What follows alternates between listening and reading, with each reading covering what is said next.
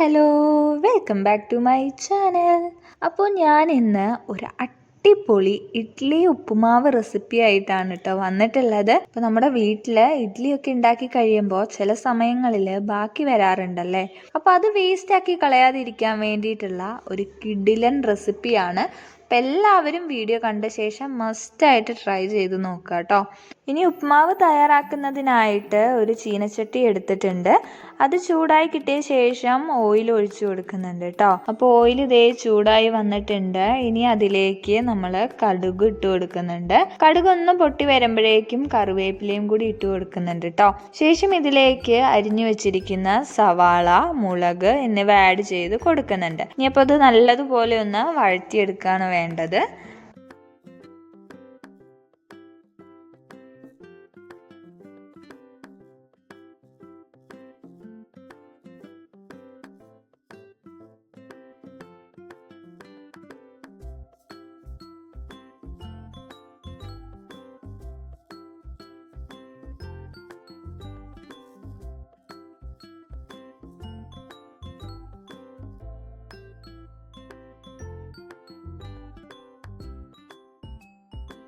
ഇനി ഇതിലേക്ക് മുളക് പൊടി, ഉപ്പ് ആഡ് ചെയ്ത് നല്ലതുപോലെ ഒന്ന് വഴറ്റിയെടുക്കുന്നുണ്ട്. ഇപ്പോൾ സവാള നല്ലതുപോലെ വഴണ്ടി വന്നിട്ടുണ്ട് കേട്ടോ.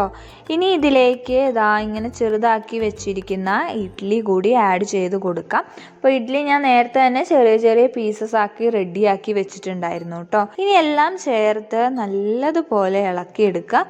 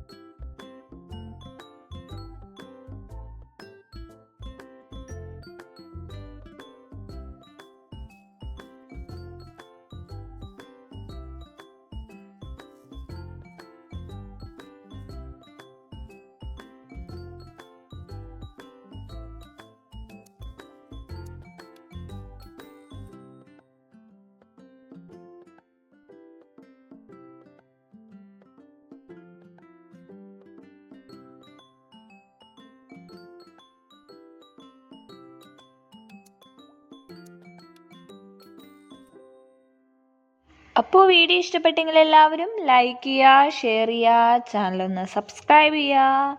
അപ്പോൾ പുതിയ വീഡിയോ ആയിട്ട് വരുന്നത് വരെ എല്ലാവർക്കും ബൈ ബൈ.